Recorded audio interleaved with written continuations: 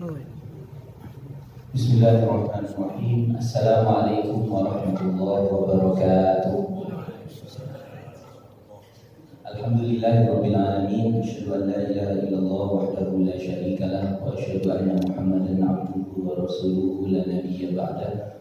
Allahumma shalli wa sallim wa barik ala sayyidina wa nabiyyina Muhammad wa alihi wa sahbihi wa mawalah. Rabbi shrah li sadri wa yassir li amri wahlul 'uqdatam min lisani yafqahu qawli. Amma ba'd. Yang saya hormati para asatidz, para sepuh-sepuh, Bapak Ibu sekalian, para jemaah Masjid At-Taqwa yang dimuliakan Allah. Mari kita bersyukur kepada Allah. Petang hari ini panjenengan saged salat maghrib sekaligus isya nanti insyaallah, dan di waktu berharga ini antara maghrib isya ini waktu yang memang seharusnya kita isi dengan kegiatan seperti ini, hadir di majelis ilmu Taman Surga. Dulu kalau saya masih menangi waktu masih kecil, jam-jam segini anak-anak ngaji kan gitu. Saat ini masanya sudah beda, ada mall, ada hiburan dan seterusnya. Maka ini kita perlu budayakan waktu antara maghrib isya ini kita gunakan untuk diantaranya hadir majelis ilmu.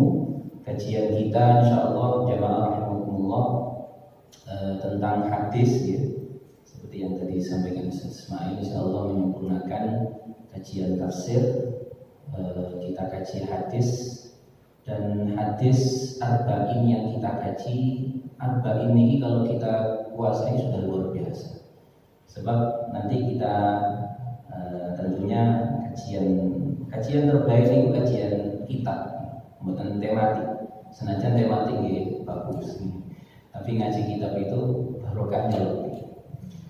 Para jamaah rahimakumullah, insyaallah dengan ngaji kitab kita dapat barokah dari penyusunnya, dan lebih-lebih lagi yang disusun ini adalah sabda Rasulullah Muhammad sallallahu alaihi wasallam. Mudah-mudahan dengan dapat barokahnya hidup kita senantiasa barokah. Para jamaah rahimakumullah, kalau kita mengkaji hadis dan mengkaji kitab itu harus membaca muqaddimahnya supaya kita bisa mengetahui filosofi latar belakang apa yang mendorong penyusunnya ini menyusun kitab. Jadi Imam Nawawi ini panjenengan sering mendengar Riyadhus Shalihin, itu salah satu juga yang disusun oleh beliau. Cuma foto tebel. Kalau kita mengaji yang arba'in dulu ini kita kuasai luar biasa. Maka kita akan baca muqaddimah dari kitab ini sekaligus mengetahui apa yang maksud dari beliau, dan kita bisa mengetahui itu. Bismillahirrahmanirrahim. Alhamdulillahirabbil alamin.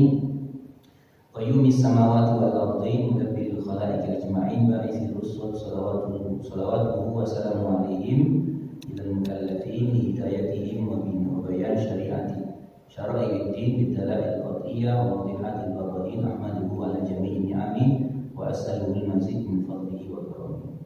Kemudian beliau bersyahadat wa asyhadu an la ilaha illallah, juga wa asyhadu anna Muhammad sayyidina Muhammadan abduhu wa rasuluhu wa habibuhu wa khalil. Para jamaah rahimakumullah, selanjutnya faqat rawaina. Ini ada hadis yang menjadi latar belakang kenapa para ulama menyusun banyak sekali kitab-kitab yang disusun yang isinya itu 40 hadis. Arba'in ini maknanya 40. Arba'in An-Nawawi 40 hadis yang dinisbatkan sebagai penyusunnya yaitu Imam Nawawi. Nawawi itu desa beliau. Jadi saya misalnya lahir Surabaya atau Jawa, nanti bisa dijuluki Al-Jawi dan seterusnya. Jadi ini beliau menyampaikan, kami meriwayatkan hadis dari Ali bin Abi Thalib, dan hadis ini perawinya banyak. Abdullah bin Mas'ud, Mu'ad bin Jabal, Abi Darda, Ibnu Umar, Ibnu Abbas, Anas, Malik, Abu Hurairah. Jadi kalau sudah hadis itu sahabat yang meriwayatkannya itu banyak, maka terus itu diriwayatkan lagi banyak lagi, maka mutawatir. Mutawatir itu sudah nggak mungkin ada kebohongan. Apa hadis yang diriwayatkan?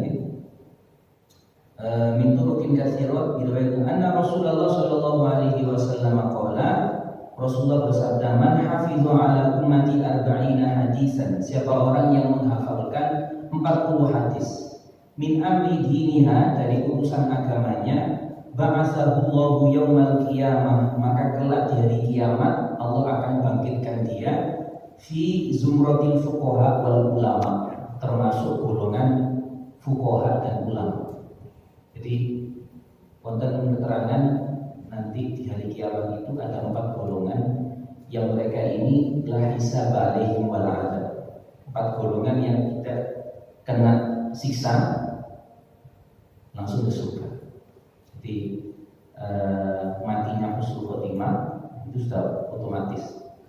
Indikatornya orang yang nanti nggak pakai disiksa itu matinya husnul khotimah. Saya punya teman menyusun kitab husnul khotimah langsung ke surga tanpa singgah di neraka. Itu ada 4 golongan. Satu di antara 4 itu zumratul fuqaha, orang-orang fakih dan ulama. Ini mereka nanti punya keistimewaan dipanggil langsung ke surga, nggak pakai mampir ke neraka. Jadi di hadis ini jamaah orang yang menghafalkan 40 hadis, maka dia nanti akan dibangkitkan termasuk golongan fuqaha dan ulama yang punya kelebihan tadi, nggak pakai singgah ke neraka. Kemudian beberapa fadilah yang lain, wa kuntu lahu yaumal qiyamah syafi'an wa syahidan. Ini riwayat yang lain, orang yang 40 hadis tadi dia kuasai, nanti saya akan memberikan syafaat untuknya. Wa fi riwayatin qila lahu udkhul min ayyi abwabil jannah syi'ta. Orang yang hafal 40 hadis dipersilahkan masuk surga melewati 8 pintu surga, pilih yang mana saja. Ada pintu surga ini khusus saja. Babul jihad yang masuk ke situ hanya orang yang ahli jihad. Babus sholat yang masuk ke situ hanya orang yang ahli sholat. Babus sodako khusus ahli sedekah dan seterusnya. Kemudian ini beberapa fadilah orang yang bisa menguasai atau menghafal 40 hadis. Panjenengan sampun pinten hadis, Pak? Nah, insyaallah kita mulai dari sekarang nih. Jadi kalau 40 ini kajian ini saya diinfo dari takmir sebulan 2 kali, maka insyaallah ini ada hadis yang panjang, ada hadis yang sekali kajian bisa kita pahami 3-4 hadis gitu. Andaikan satu pertemuan satu hadis saja itu 40 pertemuan, insya Allah bisa istiqomah gitu. Nah, para jamaah rahimakumullah, dari hadis ini banyak kemudian para ulama salaf dulu itu menghimpun 40 hadis, dan dihimpunnya itu tematik. Ada yang menyusunnya 40 hadis terkait sholat, 40 hadis terkait perniagaan. Saya punya kawan juga kuliah jurusan hadis, itu menyusun hadis 40 hadis politik. Ini laku zaman sekarang, karena sudah masuk tahun politik. Dan itu memang bisa ditabwib, dibab-babkan itu. Jadi mengumpulkan 40 supaya dapat fadilah hadis di bawah dan tematik sesuai dengan tema yang dibutuhkan. Nah, jamaah rahimakumullah, kelebihannya kitab ini tidak tematik. Arba'in Nawawi ini disusun oleh beliau bukan khusus urusan bisnis, bukan khusus urusan politik, bukan khusus urusan ibadah, tapi meramu semuanya. Maka beliau menyampaikan di sini wa qad istaghfartullah. Kemudian saya istikharah fi jam'i arba'ina hadisan, mengumpulkan 40 hadis iktidaan bihaula'il a'immah al-a'lam, mengikuti para ulama terdahulu tadi yang tentunya juga mengamalkan pesan Nabi siapa orang yang hafal 40 hadis. Wa qad ittafaqa, saya ambil yang inti. Nah, ini intinya beliau 40 hadis ini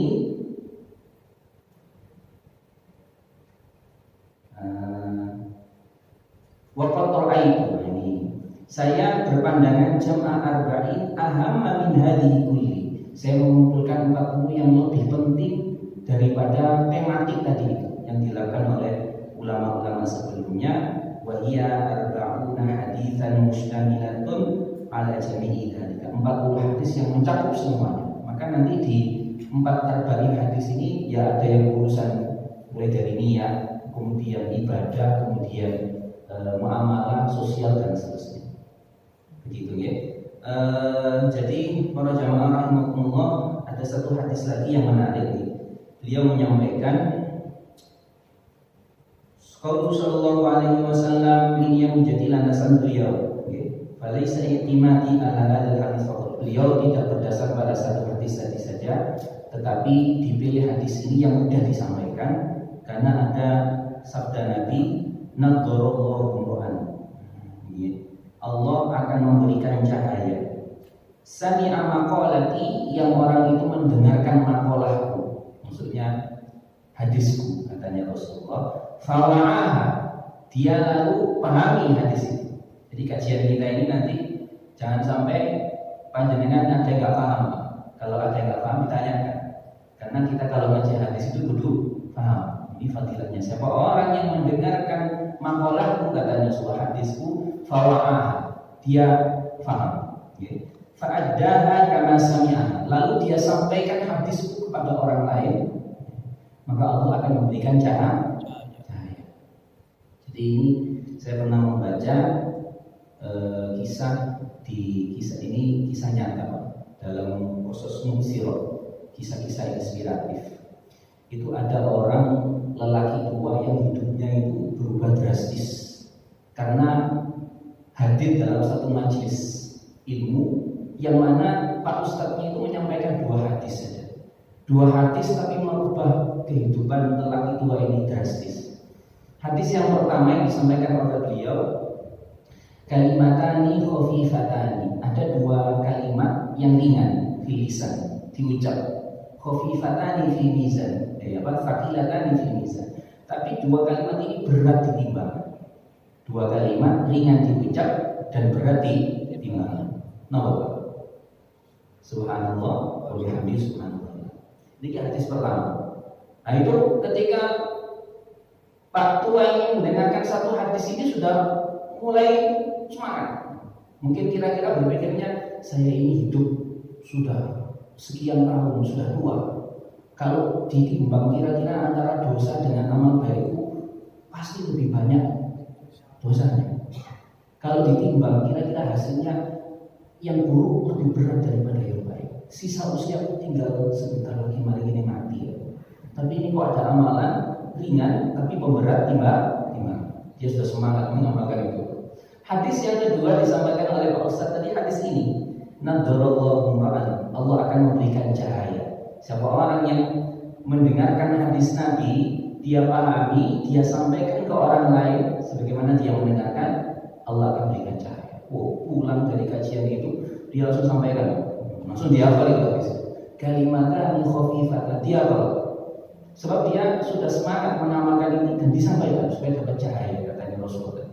Jadi sampai di rumah disampaikan, diceramai, disampaikan hadis itu kepada istrinya, anaknya, cucunya begitu.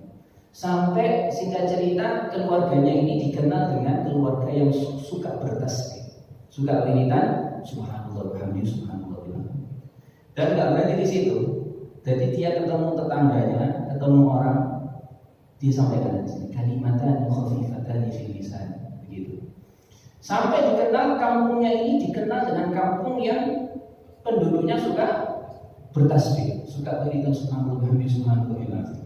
Singkat cerita, si lelaki tua ini sakit Pak. Satu hari sakit, maka diantar sama tetangganya ini ke rumah sakit. Di rumah sakit itu ketemu sama dokter. Pokoknya ketemu siapapun dan disampaikan dari situ. Si dokter itu kemudian dibilang sama dia, sampaikan itu kalimatan itu. Tapi si dokternya ini bilang, ngapunten Pak, kula Nasrani gitu. Dokter ini. Tapi satu sisi si dokter ini takjub sama lo, kok ada ya orang itu sudah tua, tapi dia sakit lagi, tapi dia itu masih semangat mengajak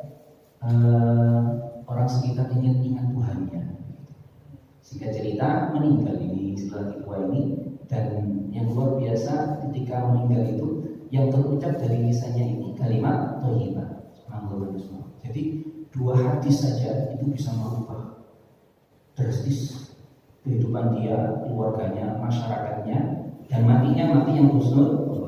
Ketika dia sudah meninggal, dokternya ini mikir, merenung dia, sampai akhirnya dia masuk Islam. Masuk Islamnya dokter ini lantaran lelaki dua tadi itu yang mengamalkan hanya satu hadis saja diamalkan dan disampaikan kepada orang lain. Allah berikan dampak perubahan yang luar biasa ya. Orang-orang menjadi suka berzikir dan insya Allah timbangan amalnya itu lebih berat. Para jemaah rahimakumullah, ini mukaddimah yang bisa kita simpulkan. Saya ambil lagi. Ya, intinya di hadis apa ini nanti beliau tidak panjang-panjang, hanya menyampaikan hadis yang beliau pilih. Tapi kemudian setelah terhimpun, luar biasa ini menunjukkan keikhlasan beliau menyusun kitab Arba'in Nawawi ini disyarahi oleh para ulama setelahnya. Kita masuk ke bahasan hadis ini. Hadis yang pertama adalah tentang niat. Nanti mungkin panjenengan yang bawa handphone silakan bisa googling saja dapat hadis Arba'in gitu ya. Nanti supaya saya kalau ngaji itu lebih suka istilahnya kita sama-sama membaca gitu ya, supaya kita menyelam dan mengamalkan tadi. Hadis tadi itu Allah akan memberikan cahaya kepada orang yang menerima itu ya dengan membaca. Ada namanya kalau dalam kulturnya orang menyampaikan hadis itu ada talaki, ada itu gurunya menyampaikan atau perawinya itu menyampaikan, yang menerima hadis itu menerima talaki, bertemu langsung. Bismillahirrahmanirrahim. Al-hadithul awal, hadis pertama, an Amirul Mukminin Abi Hafs Umar bin Khattab. Diriwayatkan dari Amirul Mukminin, ayahnya Hafs Umar bin Khattab radhiyallahu taala anhu qala. Katanya Sayyidina Umar radhiyallahu anhu, sami'tu Rasulullah sallallahu alaihi wasallam yaqul, aku mendengarkan Rasulullah bersabda. Jadi tenggene hadis niku wonten yang disebut matan itu sabdanya Nabi itu. Ada yang disebut sanad atau juga riwayat itu yang membawa hadis ini. Jadi itu nanti bermacam-macam. Ada sahabat itu mendengar langsung dari Rasulullah, ada sahabat itu yang tanya dulu kepada Rasulullah kemudian Rasulullah menjawab. Ada yang Rasulullah tidak bersabda, kemudian sahabat yang menceritakan itu juga hadis. Kalau sekarang ini harus hati-hati dalam memahami hadis itu, jangan sampai sempit. Jadi pokoknya gak dicontohkan sama Nabi itu berarti bid'ah. Padahal hadis itu bukan hanya fi'lun Nabi. Hadis itu adalah juga qaul, sabdanya Nabi. Meskipun Rasulullah tidak melakukan, tapi Rasulullah pernah sabdakan, itu juga hadis. Atau bahkan Rasulullah tidak ucapkan, Rasulullah tidak melakukan, tapi Rasulullah melihat sesuatu dan setuju, itu juga hadis. Apa yang disabdakan oleh Rasulullah, yaqul innamal a'malu binniyat, hanyalah atau sesungguhnya amal itu bergantung pada niat. Wa innamal likulli imri'in ma nawa, dan sesungguhnya setiap seseorang itu mendapatkan apa yang dia niatkan. Ini saya membaca syarah Arba'in yang disusun oleh Syekh Imam Ibnu Daqiq Al-Aid. Beliau salah satu ulama besar di zamannya, dan ini kitab ini diterbitkan di Al-Azhar di Kairo. Nah, jamaah rahimakumullah, saya ingin mengambil beberapa penjelasan ringkas nih. Ini syaratnya cukup panjang. Di antaranya beliau mengatakan innama itu al-hasr, lil-hasr, memberikan makna pembatasan. Innama hanya, jadi tidak ada pilihan lain. Niat itu bergantung kepada amal itu bergantung kepada niat. Amal itu hanya bergantung kepada niatnya. Maka para jamaah rahimakumullah, wal muradu bil a'mali, ini perlu kita pahami. Yang dimaksud amal di sini adalah al-a'malu syar'iyyah, amal-amal yang syar'i. Jadi amal yang enggak syar'i itu apa? Contohnya amal syar'i adalah wudu, mandi, tayamum, sholat, zakat, puasa, haji, iktikaf, semua ibadah itu kudu diniati, betul ya? Maka pekerjaan amal itu maknanya pekerjaan yang tidak syar'i, tidak ibadah tadi itu, maka itu tidak membutuhkan niat. Contohnya dengan apa istilahnya, izalatun najasa, fala tahtaju ila niyatin li'annaha min babit turuq. Jadi intinya di sini, kalau seseorang itu beramal amalan ibadah yang syar'i, terus niatnya itu salah, maka ibadahnya itu tidak sah. Makanya sebagian pensyarah hadis ini menjelaskan bahwa innama al-amal di sini artinya adalah sihhatul amal. Sahnya amal itu bergantung pada niatnya. Sahnya amal ibadah kita ini bergantung pada niat. Kemudian jamaah rahimakumullah, wa innama likulli imri'in ma nawa. Seseorang itu mendapatkan apa yang dia niatkan. Seseorang itu mendapatkan apa yang dia niatkan.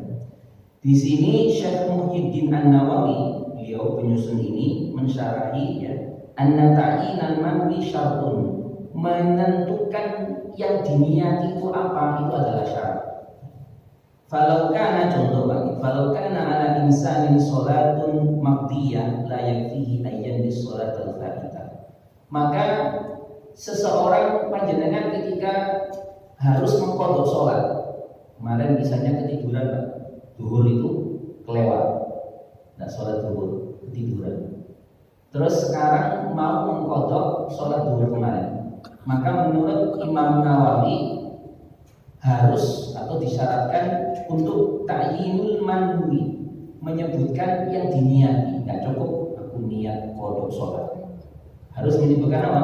Sholat zuhur, aku niat mengqadha sholat zuhur. Nah itu yang dimaksud wa innama, atau diantara penjelasan wa innama likulli imri'in ma nawa. Seseorang mendapatkan sesuai dengan apa yang dia niatkan.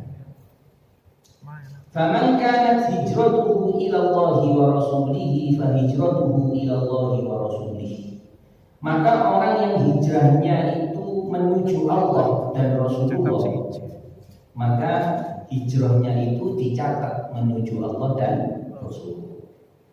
Sebaliknya, atau orang yang hijrahnya lain lagi, wa man kanat hijratuhu, ya, wa man kanat hijratuhu lidunya yusibuha. Siapa orang yang hijrahnya itu karena dunia, awim ro'atin yang kihuha, atau karena perempuan yang ingin dia nikahi, fahijratuhu ila ma hajara ilaihi, maka dia mendapatkan sesuai dengan yang diniatkan.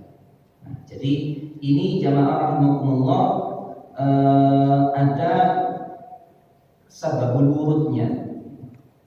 Jadi anna rajulan hajara min Makkah ila Madinah.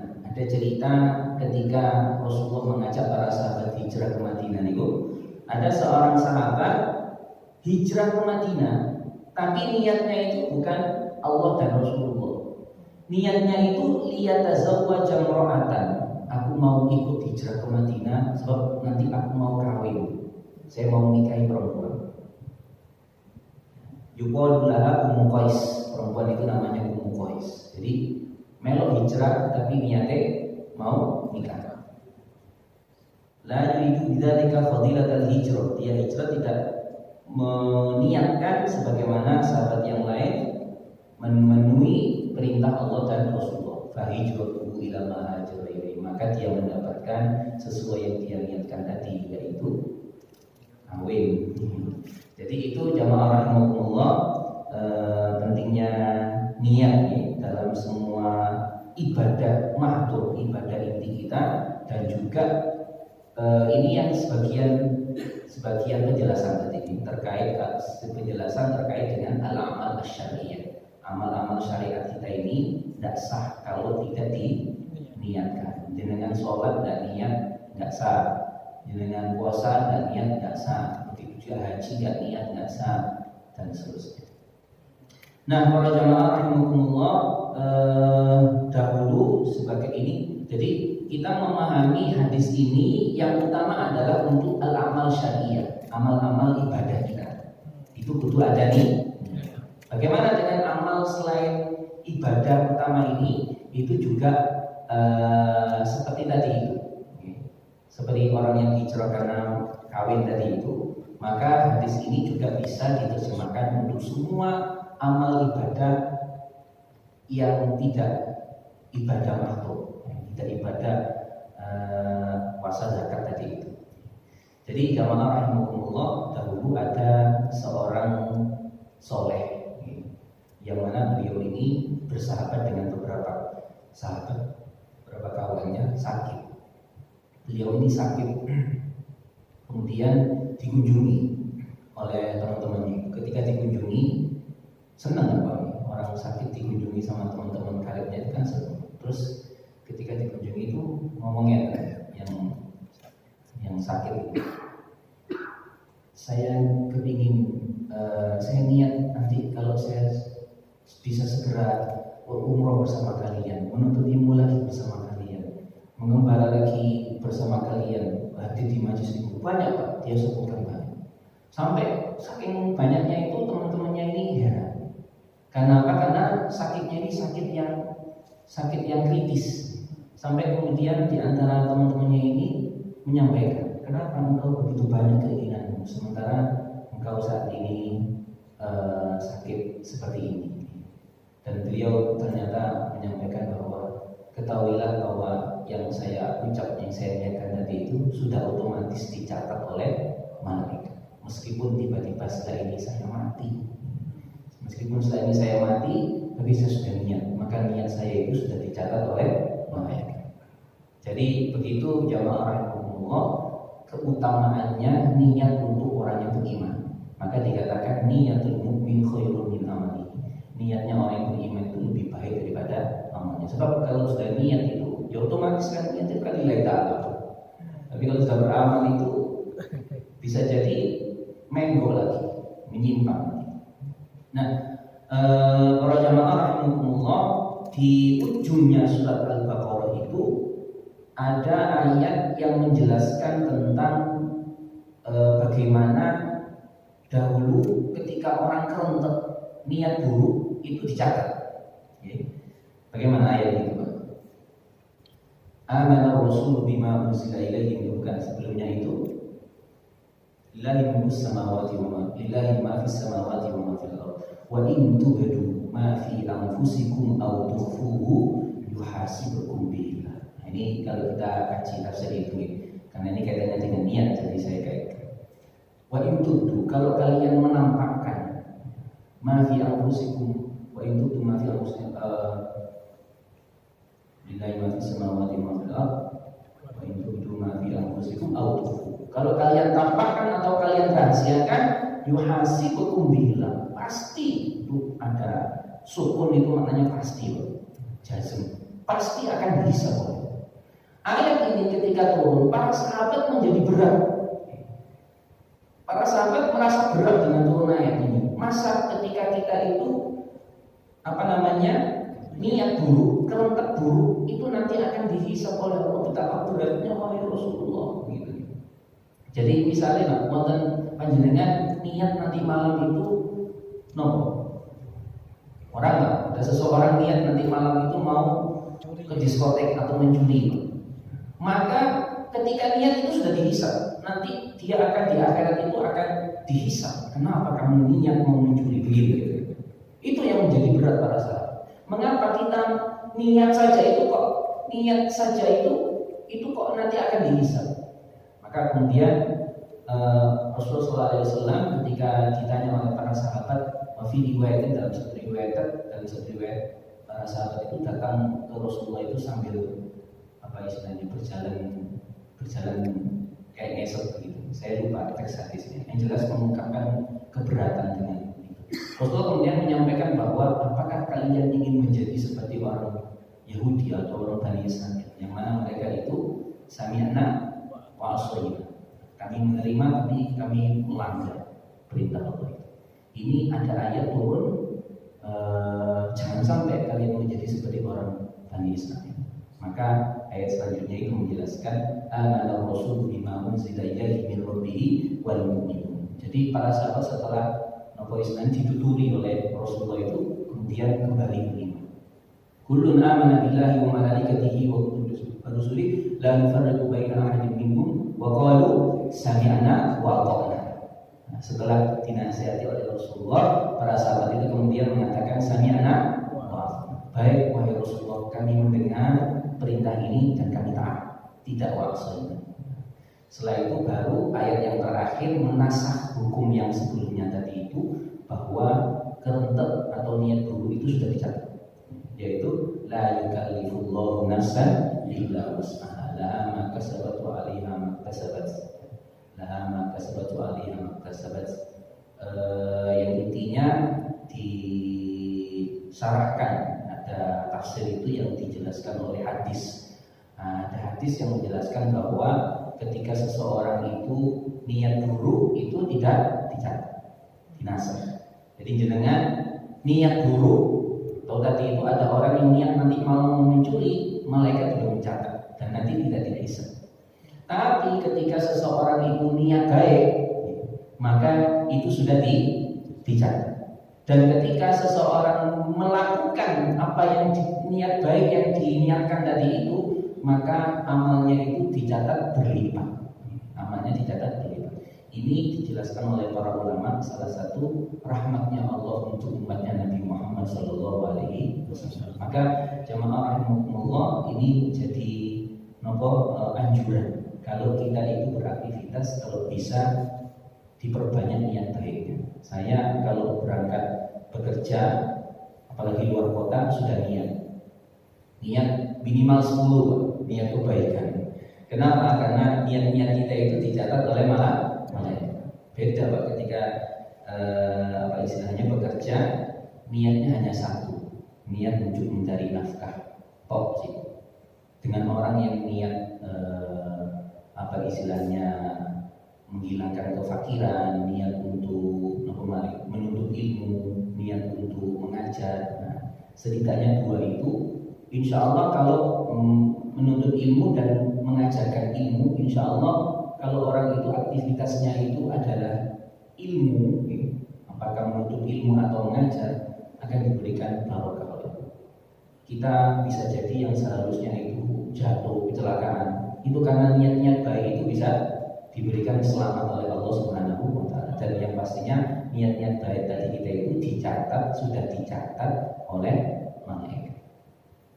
Itu para jamaah rahimakumullah yang bisa kita sarikan dari hadis pertama ini. Seperti yang tadi saya sampaikan, saya ingin mengajak panjenengan untuk membaca hadis ini supaya kita masuk hadis Allah memberikan cahaya tadi. Saya akan baca, panjenengan tirukan Pak. Bismillahirrahmanirrahim. Bismillahirrahmanirrahim. Al-hadithul awal. Al-hadithul awal. An Amiril Mu'minin Abi Hafsin Umar ibn Khattab radhiyallahu ta'ala anhu qala sami'tu Rasulullah sallallahu alaihi wasallam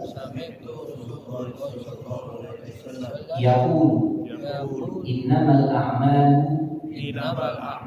binniyat wa innama likulli imri'in ma nawa faman kanat hijratuhu ila Allahi wa rasulihi fa hijratuhu ila Allahi wa rasulihi wa man kanat wa man kanat hijratuhu hijratuhu lidunya lidunya yusibuha yusibuha aw imra'atin aw imra'atin yankihuha yankihuha fa hijratuhu fa hijratuhu ila ma hajara ilaihi. ila ma hajara ilaihi. Jadi ini hadisnya cukup panjang, tapi kalau ingin diambil intinya dua kalimat awal, innamal a'malu binniyat, satu, wa innamal likulli imri'in ma nawa. Ini dua kalimat ini inti daripada hadis yang pertama. Ini jamaah rahimakumullah, hadis pertama yang bisa kita pahami bersama. Saya senang kalau kajian itu ada tanya jawab. Monggo kalau misalnya ada yang ingin ditanyakan Pak terkait hadis satu ini, kita bisa diskusi. Monggo. G. Kalau kita lihat, saya pernah menanyakan tentang yang pertama laki yang hijrah tidak karena Allah dan Rasul, tapi lalu itu berhijrah karena mau mengikuti calon istrinya yang untuk hijrah bersama keluarga. Ya, ada yang seperti itu. Padahal andia habuna kata Rasul. Dia itu ada di hati. Bagaimana perawi hadis itu tahu hatinya lelaki itu bahwa dia mau hijrah karena perempuan, padahal tidak diucapkan oleh pemuda itu. Baik, masya Allah. Pertanyaan menarik ini. Saking pasti. Pak Faisal. Pak Faisal. Pak Faisal.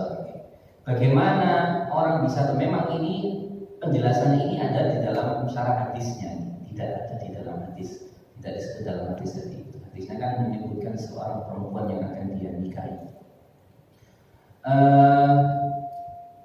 Niat itu ada di dalam hati, betul.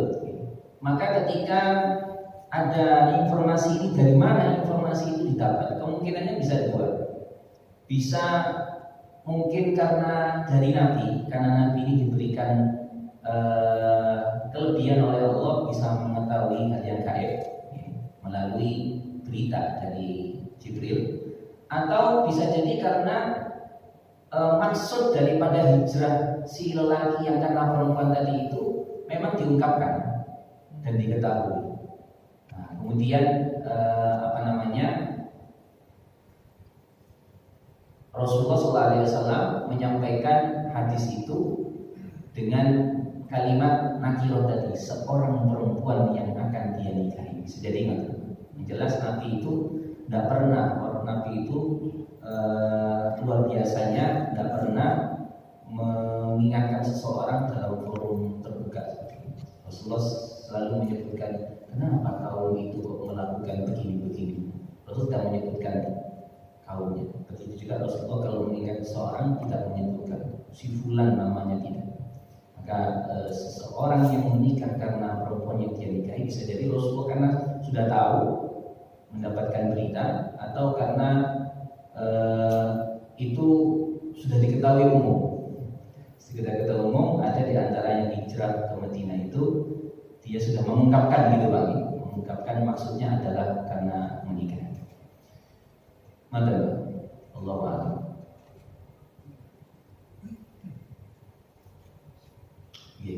Sudah terjawab ini. Untuk kaidah niat itu yang dicontohkan Rasulullah seperti apa, Ustaz? Untuk kaidah niat yang dicontohkan oleh Rasulullah, Rasulullah pernah mengajarkan cara berniat itu di saat Rasulullah umroh atau haji. Niatnya itu saya lupa. Ketika kita umroh terus menit, saya lupa. Nawaitul umrata wa ahramtu biha lillahi ta'ala niku kalafal yang sudah digunakan sebagaimana nawaitu yang lain. Ya, saya lupa hadisnya bahwa labbaik Allahumma umratan. Dalam satu hadis Rasulullah mengajarkan kita niat itu ditalafuzkan, diucap.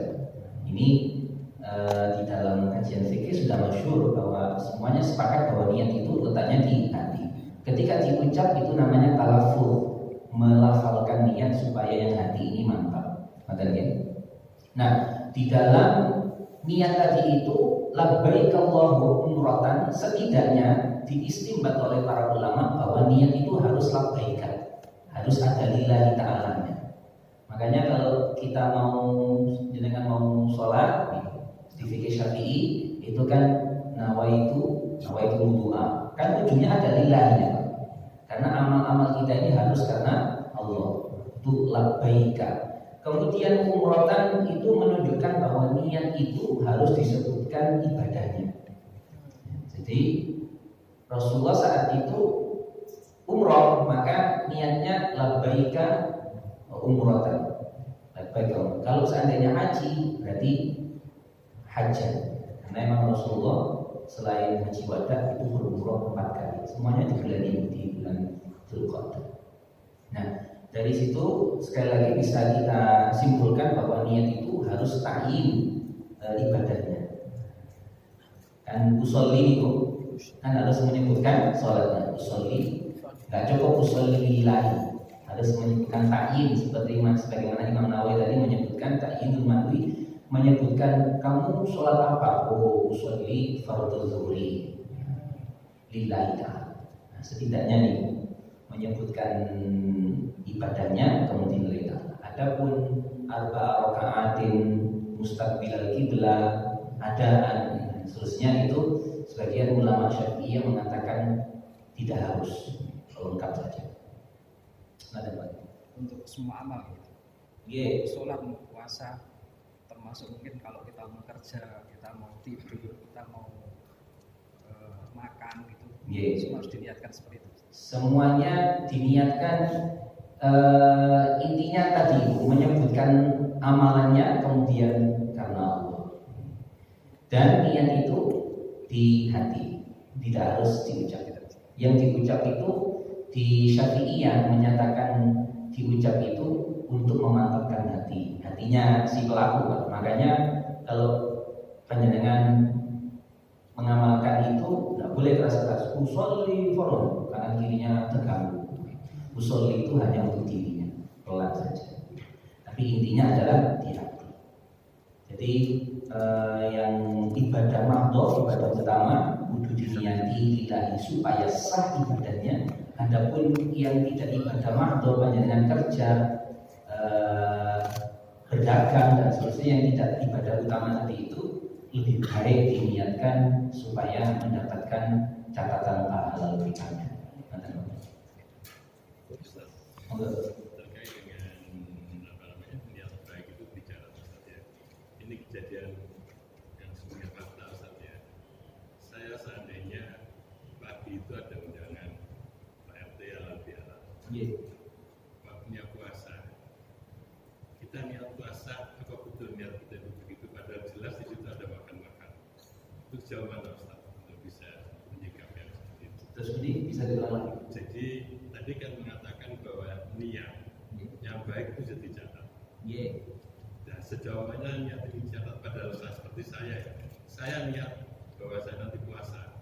Dengan sudah niat di malam hari. Iya, mau puasa. Padahal jelas di situ nanti ada makan-makan. Jelas saya mesti akan batal. Itu gimana Ustaz? Jadi prinsipnya nih niat itu ketika dilakukan itu mendahului, sudah dicatat, senajan ternyata tidak jadi.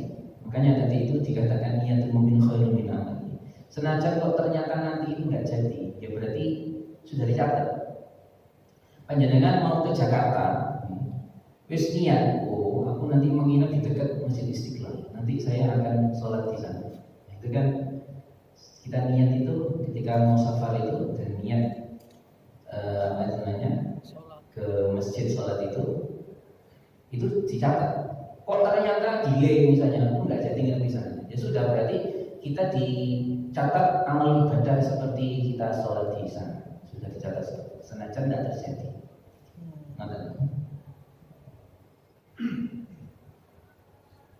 Sudah dicatat. Senajan kok batal. Tapi saya contoh tadi itu ke masjid itu keluar dari apa istilahnya kan ada hadis la tusyaddur rihal ila masjid gitu ya. Jadi bepergian itu ditujukan menuju 3 masjid tadi itu banyak penafsiran. Di antaranya adalah bahwa itu menunjukkan Masjidil Haram, Masjid Nabawi, Masjid Aqsa punya fadilah yang luar biasa. Makanya la tusyaddu rihal, bepergian itu tidak seharusnya kecuali ke 3 masjid tadi itu. Selain itu bukan berarti dilarang, boleh. Di antaranya juga ketika kita bepergian ke masjid, terus memang karena nazar, kudu dilaksanakan. Mudah-mudahan terjawab. Gini, bagaimana kalau kita niat tapi sebenarnya kita ini ragu? Mengacu pada Pak Heru tadi itu. Aku niat poso, tapi mengko itu nak mayoran. Pasti aku akan pasti kan nanti niatnya. Pertanyaannya pun nggak tentu. Apakah niat itu harus dasar keyakinan? Dengan sendirinya dengan keyakinan itu akan mendorong Pak Heru walaupun mau mayoran aku tetap poso. Tapi kalau Pak Heru, aku niat ya. Tapi kalau mangan-mangan terus mangan.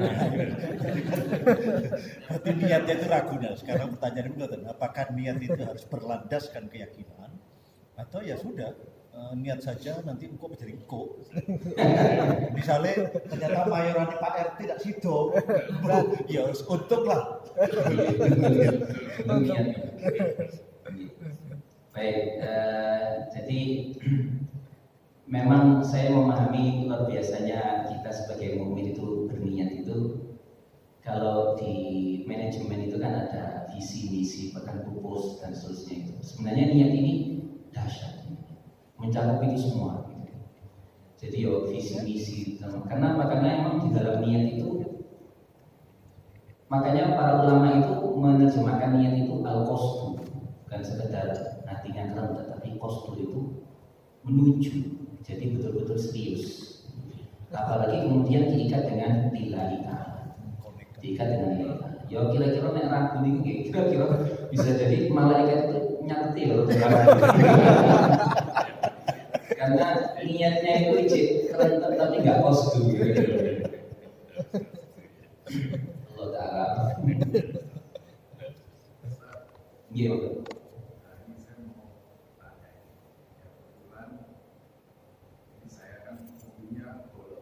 Iya, insyaallah. Setiap ada turnamen itu ada hadiahnya.